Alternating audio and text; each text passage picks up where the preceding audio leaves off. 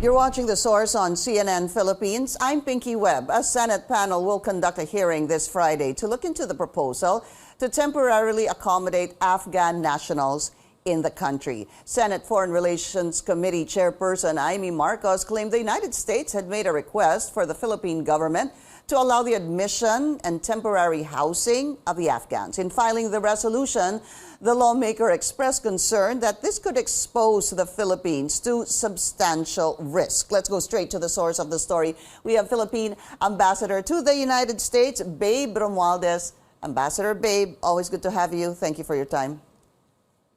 Well, thank you very much for inviting me, Pinky. As always, it's nice to see you. Ambassador, tell us the whole story here. What is the U.S. request to the Philippines? Well, exactly that's what it is. It is a request. They actually transmitted that request to us here in the embassy in Washington, D.C. Last October. And obviously we had to immediately send that request to our department, the Department of Foreign Affairs, of which they went through the system.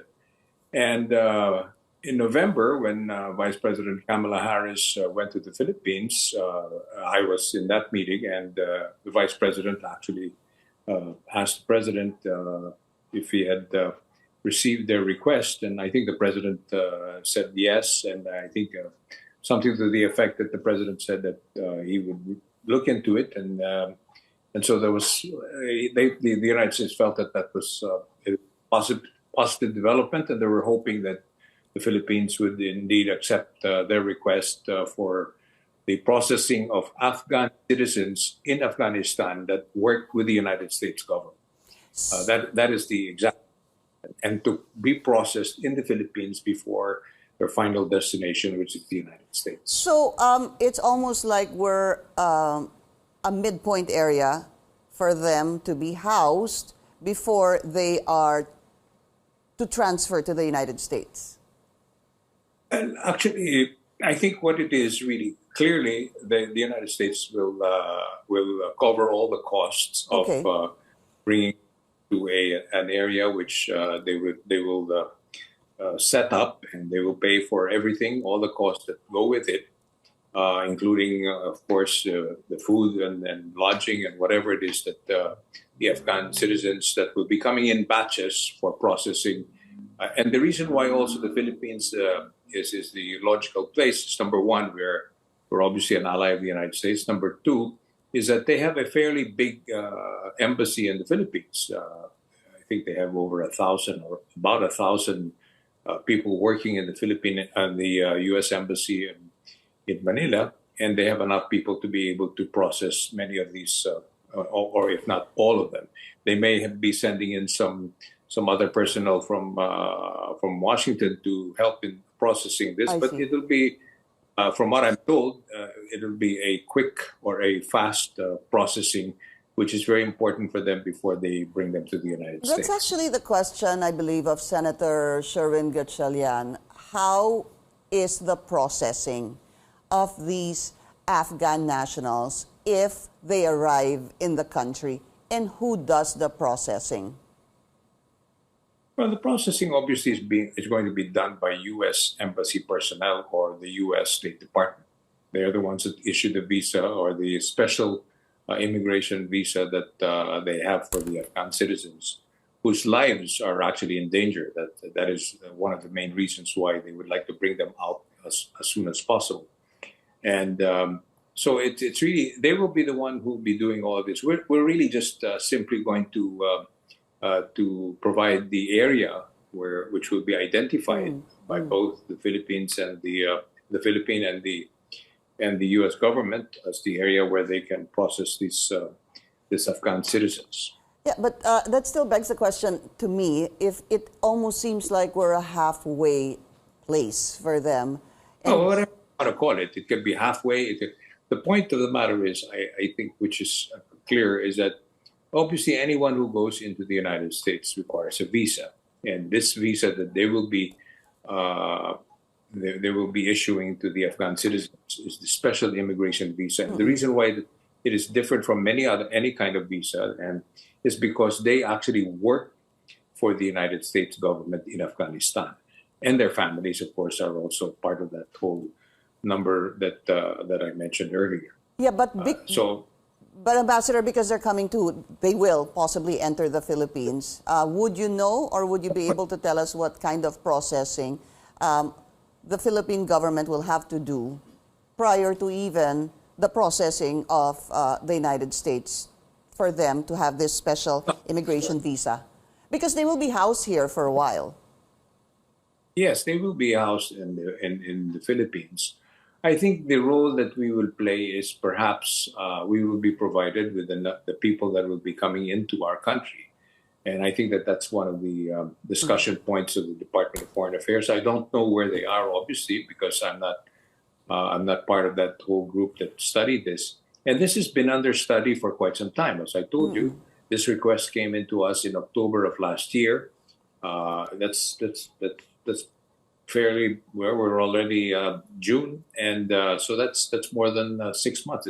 We're talking about 8 or 9 months since they made that request, and that's the reason why it went through this whole processes. And in fact, it went through our national security cluster, or the people that are in charge of the security. They discussed it thoroughly. But there was absolutely no intention whatsoever that this was going to be a sudden thing that we were just going to announce that we were doing it. And you know, in the Philippines, when there are more than 3 people who know about something, it's not a secret. And this is close to 100 people know about this request. Again, let me just emphasize, it is a request, and not a demand. Some people are trying to mislead the people. And there's some talk about this being some sort of a secret. Well, as I said, in the Philippines, there's no such thing as a secret. And in this particular case, if more than 3 people, I can assure you that it is not a secret. Okay. The secret is only when people talk about it. And we are not going to say the usual, sa atin lang ito. Sa atin dalawa lang to, ha? Okay. And marami lang sinabihan na gano'n. Tapos sasabihin dun sa isa, sa atin dalawa lang to. So anyway, Ambassador, I want to go back to this. So October, the request was made to the embassy, forwarded to the DFA. The Vice President of the United States in the Philippines last November asked the President about this. The President said he got the message. What is the status now? Is this a go? Has there been a go signal given by the President regarding this request? Or are... No. Go ahead, sir. Not at all. That's the reason why, and that's why I'm extremely pleased that Senator Amy has called for an inquiry, precisely to bring out all the concerns that we have. That's the reason why it's taken this long. And the President is not going to make a decision on this by simply receiving a request. He wanted to thoroughly see what are the implications and what is it that the role that the Philippines will be playing. And I think that he's doing it very cautiously and rightly so. And I think Senator Amy is doing exactly what she's supposed to do. As the chairman of the Senate Foreign Relations Committee, she'd like to know exactly what this kind of request from the United States is all about. So everything is very transparent, and that's what the democracy is. You can see we may be all related, but we're doing our jobs. I'm here in Washington, D.C., sending the request as the ambassador to the United States. The President received the request, and now Senator Amy is doing her job by making sure that this is something that will not affect our national security and many other concerns that she may have in mind. So again, still no go signal from the President regarding this request. That's clear for now. Ambassador, we need to take a short break. The go signal, sorry, go ahead, sir. The go signal. Yeah, the go signal will only come when he has received all the pros, and he will be given the recommendation whether it is a rightful thing to do. In my view, my personal view is that it's the morally right thing to do. It's a humanitarian act of gesture that we have, and we've had this type of tradition for many years, since the 1920s. The White Russians, the Israelis. The Jewish people that were allowed to come in here by President Manuel Quezon, the father of the president during the Vietnam War, the Vietnamese boat people. And I'll tell you later after you get your break. For me, what I've experienced, why there is a lot of goodwill that this does for the country. We'll find So out we'll do it after the Thank break. you. Please stay tuned.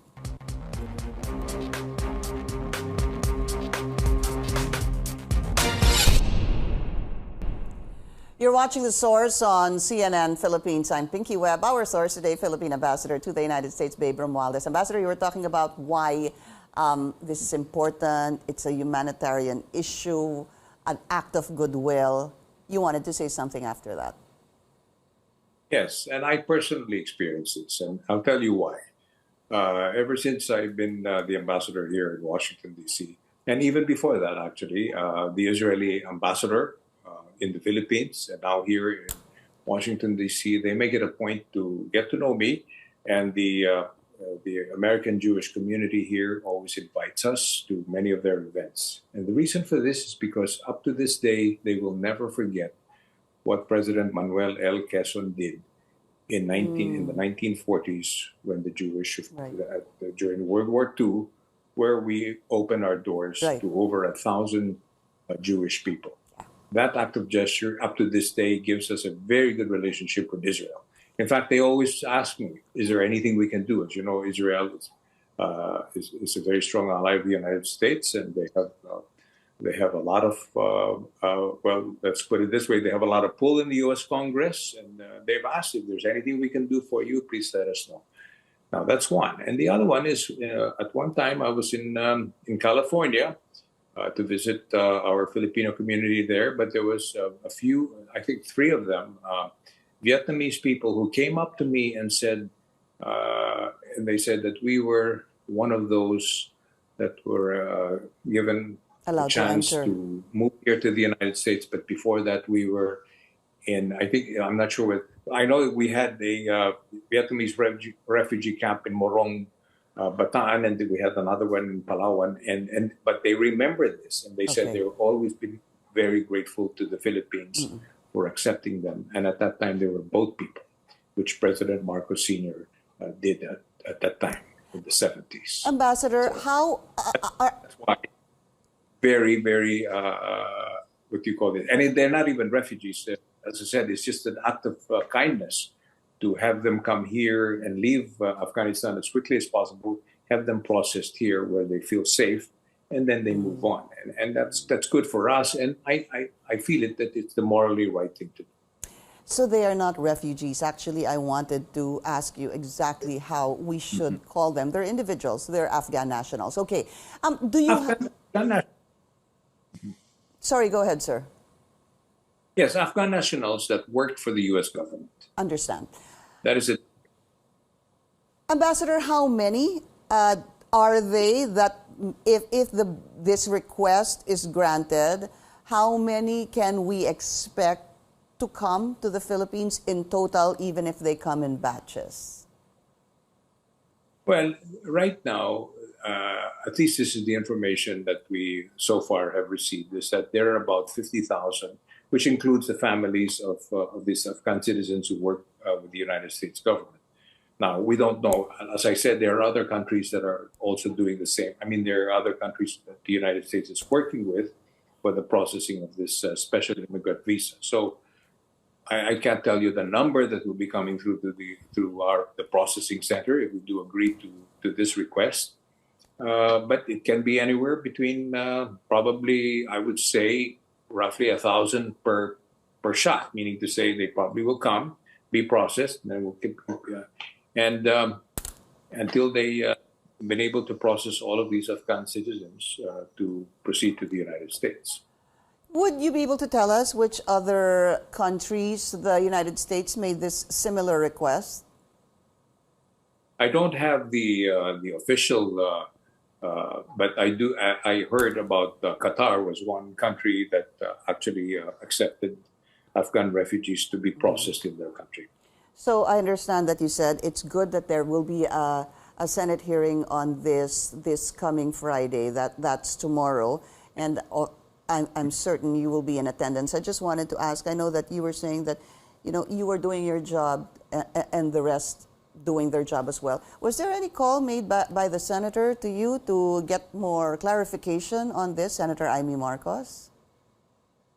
No, actually, I just received. It obviously came out in newspapers, and obviously we monitor any kind of information or any news about what we're doing here in Washington, D.C. And as I said, my reaction was I was very pleased Yeah. that this was brought to her attention because she's the chairman of the Foreign Relations Committee, but. I'm not sure if I'm being invited, but I just found out from my staff that I could possibly be invited, and I'll be more than willing to attend it I see. if the senator invites me. We'll see. We'll see what happens tomorrow. Philippine Ambassador to the United States, Babe Romualdez, as usual. Thank you for your time. Thank you very much, Pinky. We'll see you again. Thank you for joining us here on The Source. I'm Pinky Webb. You're watching CNN Philippines.